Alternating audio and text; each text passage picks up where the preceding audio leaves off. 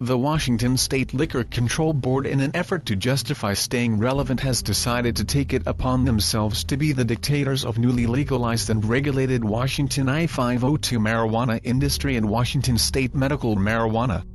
In an overzealous attempt to implement Washington State's new law, I-502, the LCB is attempting to make medical cannabis illegal. They plan on dictating all the rules and control every aspect of cannabis, including the successful medical industry that has been around helping patients since 1998. Though initially LCB said they had no intention of messing with MMJ, they assured voters I-502 would not affect medical patients. Due to greed and corruption, their stance on this has changed. The LCB's recommendations were released on the 21st of October, detailing how they will dismantle MMJ. Here are some of the main points recommended by the LCB. Number 1. Ban all personal cultivation and collective gardens. Number 2. Shut down all the safe access points supplying medicine locally. Number 3. Lessen possession limit from 24 ounces to 3 ounces. Number 4. Ban all concentrates such as RSO, tinctures and topicals. Number 5. Eliminate affirmative defense for proving medical necessity above possession limits. Number 6. Void all current doctors' recommendations and require new evaluations under stricter definitions of qualifying conditions. Number 7. Restrict medical professionals to eliminate specialty cannabis practices and make recommendations equivalent to prescribing opiate drugs. Number 8. Require all patients to register with Washington State and give law enforcement access to said registry. Number 9. Eliminate petitioning to add conditions. These are awful recommendations that have no regard for a patient's health and interests. The elimination of the patient's right to grow in collective gardens is a huge problem.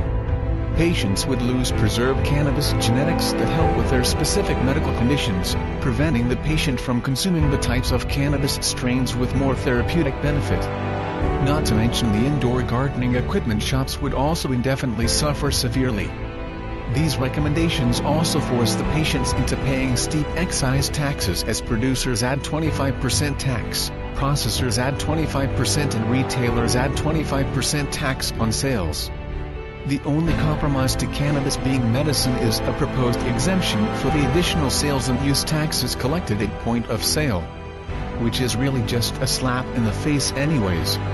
Lowering the possession limit and eliminating the affirmative defense for patients, while restricting the ability of medical professionals to recommend cannabis as a treatment option because that patient is now going to be entitled to buy cannabis without seeing a doctor, is just outright unhealthy and dangerous. Since there will be no restriction except age 4 I-502 recreational purchases, why does the state need you to prove you're experiencing chronic back pain or have cancer to use medical cannabis? Corrupt politicians drafted I-502 legislation that was in fact the exact opposite as advertised. Just as we, the patients, knew it was. Now the LCB wants to infringe upon our rights.